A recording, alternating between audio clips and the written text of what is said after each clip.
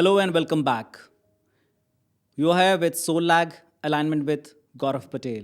In the last episode, we spoke about why soul lag often appears during success, not failure. Today, I want to explore something quieter, something many responsible people never question the invisible line between responsibility and self betrayal. Because responsibility is usually praised. We admire people who show up, carry weight, stay dependable, do what needs to be done. And for good reason, responsibility builds families, organizations, stability, trust. Responsibility is not the enemy, but there is a moment most of us aren't taught to recognize. The moment responsibility stops being chosen and starts being endured. At first, it's subtle. You stay late because it's just for now. You say yes because it's easier than explaining. You delay your needs because others matter too. None of this feels wrong. It feels mature. But over time, something shifts. You stop checking in with yourself. You override discomfort instead of listening it. And slowly, without dramatic movement, you cross a line.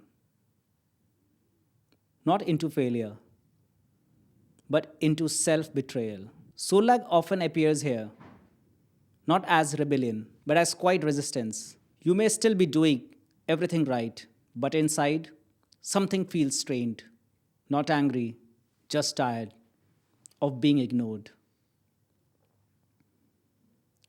This is especially common for people who are reliable, capable, emotionally strong, used to holding things together, people others lean on, people who rarely ask for help. Soul lag here is not saying responsibility is wrong. It's saying responsibility without self respect eventually becomes unsustainable. There is an important distinction we rarely talk about. Responsibility chosen creates dignity. Responsibility endured creates resentment.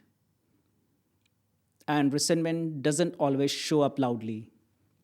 Sometimes it shows up as low energy, irritability, emotional distance, a sense of numbness. You don't explode, you withdraw. This is where many people misread themselves. They think, I'm just tired. This is adulthood. This is what commitment looks like.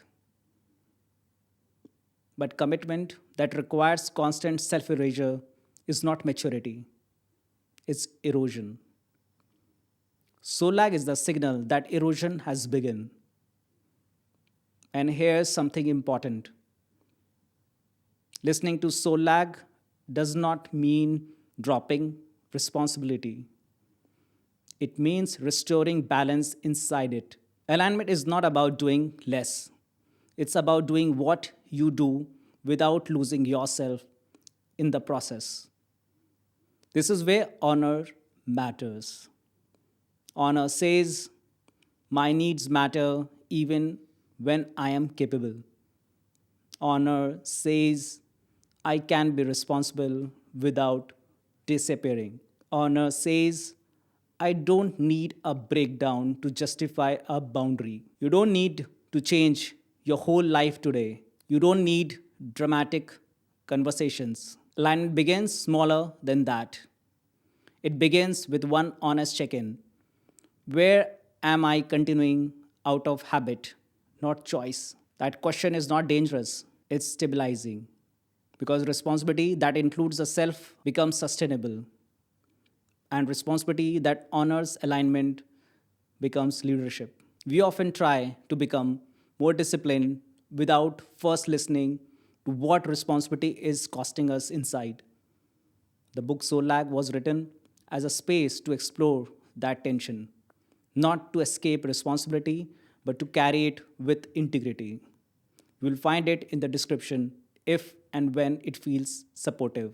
In the next episode, we'll explore the version of you that success may have quietly silenced, not to go backward, but to grow wider. Until then, hold responsibility with dignity. This is Soul Lag. I'll see you in the next episode. Thank you.